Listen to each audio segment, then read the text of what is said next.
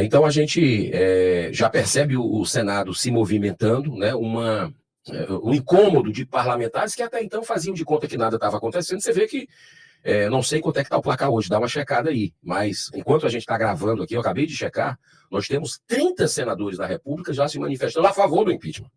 Esse número, até ontem de manhã, eram 23. Então, subiu para 30. Por quê? Porque você está se mobilizando de forma ordeira, respeitosa, educada, cobrando o seu senador a posição dele. Então, a gente percebe no plenário do Senado, e a gente viu manifestações muito fortes, como o senador Carlos Potinho, da tua terra, sim, do Rio de Janeiro, que, de forma assim, muito firme, colocou tete a tete com o presidente do Senado sobre o aval dele ao que o Alexandre de Moraes está fazendo, porque ele só está fazendo isso porque tem a cobertura, o apoio dos outros ministros do Supremo e também do Senado Federal, que está omisso, né? A casa, a instituição. Então, eu acredito que não vai ter como segurar, não existe mais clima dentro do Senado para outra pauta, né? A gente percebe assim que chegou a hora da verdade para a Casa Revisora da República e que a população continue próxima, continue com resiliência, isso é muito importante, né? Porque a gente está dando passos que você pode não estar percebendo que está funcionando, mas está. Aqui nos Estados Unidos, a gente, na conversa que nós tivemos ontem, inclusive com a deputada, que foi aquela que ficou famosa no Brasil, né, e no mundo, que levantou a foto do ministro Alexandre de Moraes durante uma audiência pública no Congresso americano. Eu estava lá com outros parlamentares, e ela mesmo fez questionamentos, e eu acredito que nós teremos boas notícias em breve, a partir do agravamento da situação no Brasil, porque ninguém imaginava nunca que a gente fosse aí estar no rol de Turcomenistão, de China, de Coreia do Norte, Irã, de Venezuela, com relação ao banimento do X. Você pegar, Paulo, 22 milhões de brasileiros, deixar órfão, privar de usar uma rede social que muitos ganhavam dinheirinho ali, faziam uma renda extra, vendendo seus produtos, se comunicando, pegando informações. É uma rede mundial. O mercado financeiro inteiro funciona. O mercado funciona. Toda a imprensa funciona à base do X, tanto que aconteceu imediatamente dos correspondentes internacionais passarem a postar no X, no lugar das redações do Globo, da Folha, etc, todos continuaram postando através dos seus, abre aspas, correspondentes internacionais. Tão importante que era a rede que o Alexandre tinha, a única rede que o Alexandre tinha para se comunicar. O Alexandre hoje, se quiser fazer um post numa rede social, ele não tem mais, né? Pois é, então isso eu acho que foi o ápice do vilipêndio, né? Que não é não, tá? É uma sucessão de arbítrios que a gente está tendo, desde a morte de um brasileiro, sob a tutela do Estado, no Clériston Pereira da Silva, que às vezes a gente vê no corredor as filhas dele adolescentes, e a mãe e a esposa. Cara, é um negócio de partir o coração. E nós temos milhares de presos políticos no Brasil, que agora os parlamentares americanos e a imprensa está entendendo que existe preso político em pleno século XXI no Brasil. Né? Então, assim, eu vejo com muita esperança tudo isso. O caso do Felipe Martins também gerou o caso do Felipe Martins, que a gente, semana passada, né, nós aprovamos o requerimento para ele ser ouvido no Senado. Imagina. E você imagina. E aí os repórteres vieram me perguntar: o senhor aprovou isso aqui? E será que o Alexandre, você quer que eu responda uma pergunta? Será que ele vai permitir? Ele perguntar isso para mim? Para um senador da República. Não, para você ver como está. E você tem que pensar numa resposta. Né? Então, assim, inclusive é importante, viu, Paulo? Esse requerimento da ida do... Já tem data? Aí é que eu quero falar aqui para você, para a gente ficar na mesma página, porque vamos precisar do povo brasileiro, sempre. Foi aprovado na Comissão de Direito Digital, aquela que você participou, né? Para a gente ver negócio de algoritmo, de censura. Que acabou comprovado agora nessa reportagem do Glenn Greenwald, a última da Vaza Toga, comprovada que as redes sociais, a tese que eu apresentei lá. Você apresentou lá. Que, óbvio, eu tinha algumas boas informações para apresentar a tese, eu não tirei da minha cabeça, mas de que as redes sociais têm um acordo secreto, paralegal, eu vou usar o termo correto, clandestino, com o Alexandre de Moraes, para censurar conteúdo fingindo que são políticas deles. Isso ficou comprovado pela Vaza Toga com os diálogos lá do... E o Twitter File já tinha dado, né, esse spoiler. Porque já tinha acontecido nos Estados Unidos. Aí a gente olhou e falou, pô, isso está estranho no Brasil. Né? E ninguém sabia que existia um acordo clandestino. Então, você tem o seu conteúdo removido e você não tem a quem recorrer. Não. Porque você não sabe que foi por uma ordem judicial, porque não foi uma ordem, foi um pedido judicial. E você não tem como entrar na justiça para reverter, não.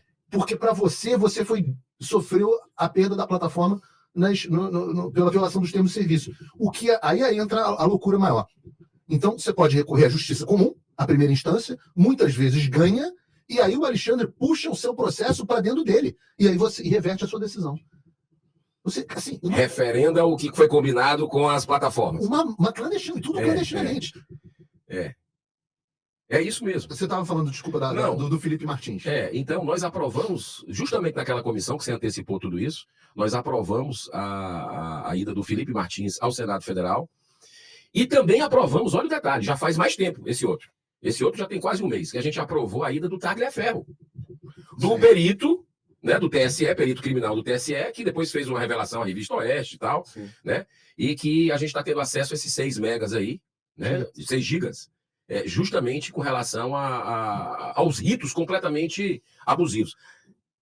Nós aprovamos, mas o presidente da comissão, né, que é o senador Eduardo Gomes, do PL... Muito corajoso ele tem sido, hein? Precisa marcar. Mas ele tem sido corajoso. Mas depois daquela audiência, parece que incomodou. E não está sendo mais marcada. A gente já conseguiu aprovar ainda, mas não está sendo marcado. Então a gente precisa ouvir essas pessoas para trazer. Mas o Alexandre de Moraes foi chamado, não pode ir. O que é isso? Ele não vai. Ele foi chamado, eu chamei. Ele não vai. Mesma coisa que o Chris Smith falou, o cara pode responder. Tem o direito de apresentar a versão dele. Exatamente. Então, eu acredito que o Felipe Martins precisa ir ao Senado, foi aprovado, assim como o Tagliaferro também, para efetivamente a gente buscar a verdade, porque essa podridão está saindo e está fedendo. Né? O cheiro é o pus, é aquela coisa do pus que está no braço e precisa, para curar, sair todo. Né? Então, eu acho que esse momento é um momento de limpeza do Brasil, nesse momento de sombra, de treva, a gente está vendo a luz chegar. É muito interessante o que você falou, Geraldo, porque você é senador há 6 anos. Né? Quase 6 anos. Quase 6 anos. Né? Assumiu em janeiro de 2019. Então, 5 anos e meio aí, por quase 6 anos. E você viu o clima no Senado, você viu os abusos quase que começarem, né? Porque foi 2019 que foi aberto o inquérito das fake news. Você viu o auge dos abusos acontecendo. E agora você está vendo um momento diferente do Senado. Você viu um momento de acovardamento muito forte, muito grande. Acovardamento, acho que essa é uma palavra. E agora você está vendo talvez uma outra postura onde pessoas têm acordado. Você deu o exemplo do senador Portinho. Eu conheci o senador Portinho numa visita dele aqui nos Estados Unidos, que você estava, quando a gente foi na ONU. Você estava junto? Estava. A gente foi na ONU protocolar lá o pedido de violações e foi quando eu tive a oportunidade de conhecer o senador Portinho. Eu gostei muito da conversa com ele, mas eu acho que estou vendo na trajetória dele um aumento da revolta, ao ponto de que ele foi muito duro nas últimas colocações dele contra o Pacheco. Foram 2 discursos, talvez eu fui ver o segundo discurso que você mencionou, muito duro, olhando na cara dele. Foi. E assim, no limite da falta de decoro, vou chamar assim. Ele é carioca, eu já falei isso para você, carioca fala porra como se fosse vírgula, então para carioca não é palavrão. Mas ele foi ali, estava muito duro. E eu acho que é até um exemplo do senador Portinho, que não é um senador vou chamar aqui de extrema-direita, né? Ele é um cara tranquilo, muito tranquilo, muito moderado, e que está num ponto de revolta absoluta, inclusive com o Pacheco. Eu queria que você falasse um pouco para mim dessa mudança entre como que começou, como é que era o clima quando você entrou, o que aconteceu no meio do caminho e como é que está agora? Olha, veja bem, nós chegamos em 2019 ali com vários senadores vindo das ruas. Isso é fundamental, né? E o que nós vamos vivenciar agora, em 2026. Mais até se deixarem? Mais até. Então, assim, o que é que eu percebo? Para mim e para esses colegas que chegaram ali, inspirados pela Lava Jato, por exemplo, né? Com aquela inspiração de que a justiça tinha que ser para todos e que tinha mais gente para ser presa, né?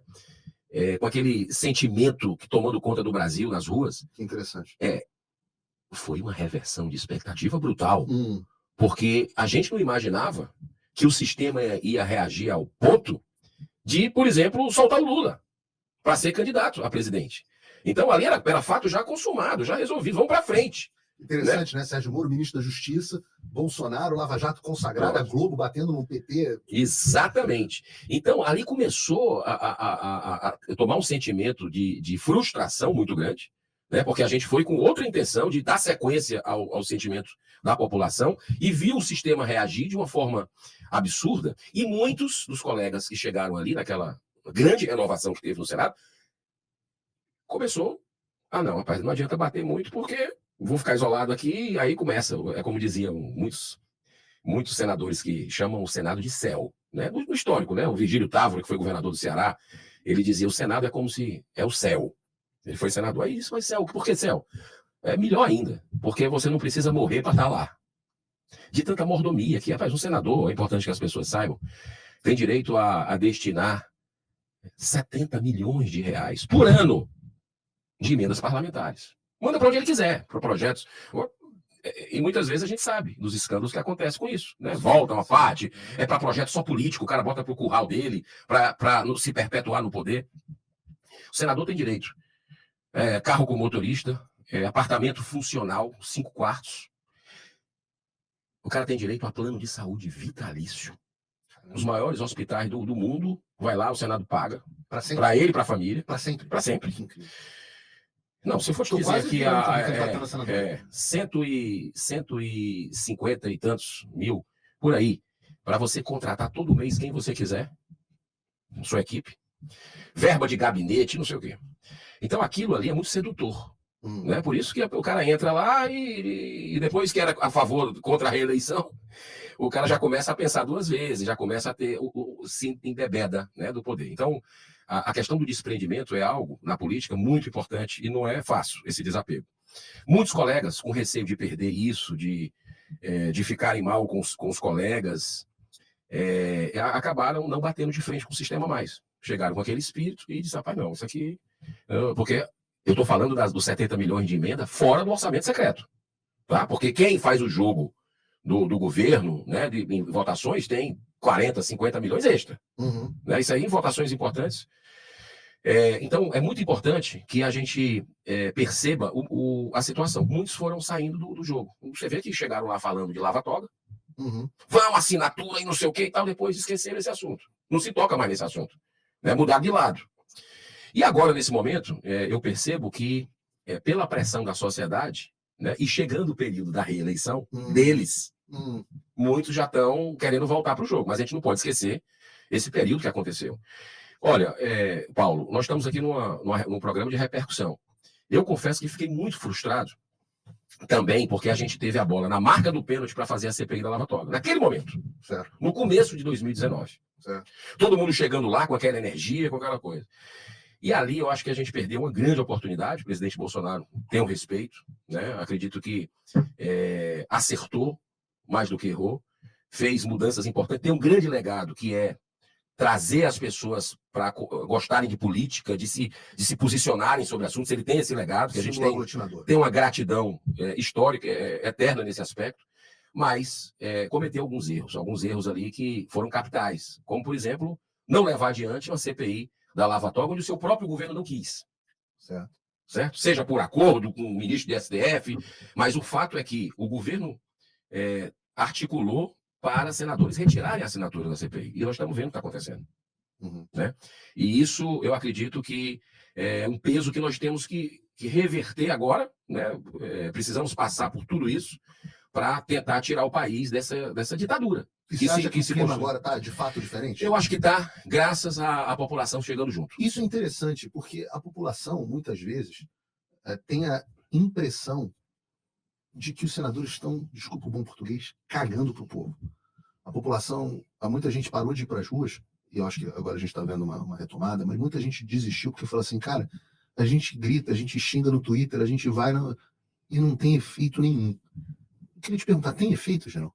Porque ao mesmo tempo eu escuto, não quero nem entrar nas questões pessoais aqui, mas o próprio Rodrigo Pacheco está passando por problemas familiares, pelo que eu escuto aí, e a gente nunca sabe quando que o peso é da esposa não aguentar mais ser na rua e ser olhada feia, e ser destratada pela população, e ter vergonha de andar junto com os caras. Esse peso da resposta popular, vocês senadores, você é um cara diferente, a gente já vai falar sobre isso, mas os senadores sentem a população? Ou estão encastelados, não estão nem aí? Sentem, ainda mais no período próximo à eleição. Tá? Então, por exemplo, matérias importantes que estão querendo liberar bingo e cassino aí, né? Já tem essa tragédia, a gente vai conversar, tem uma tragédia social muito grande acontecendo e eles querem liberar isso, a gente sabe por quê. Porque isso escancar a porta da lavagem de dinheiro, corrupção. O que é que fizeram? Deixaram para depois das eleições. Depois. Claro, porque eles apoiam o candidato a prefeito, Claro. eles apoiam vereadores, então como é que vai ficar? E à medida que nós vamos chegando à renovação de 2/3 do Senado Federal, que é 2026, que aí eu acho, eu acredito, nós estamos vivendo um momento chave, né? É agora ou nunca a questão do impeachment. Mas eu acredito que a data limite do Brasil, a data limite de a gente conseguir salvar o Brasil de uma ditadura consolidada e de um caminho de Venezuela é 2026.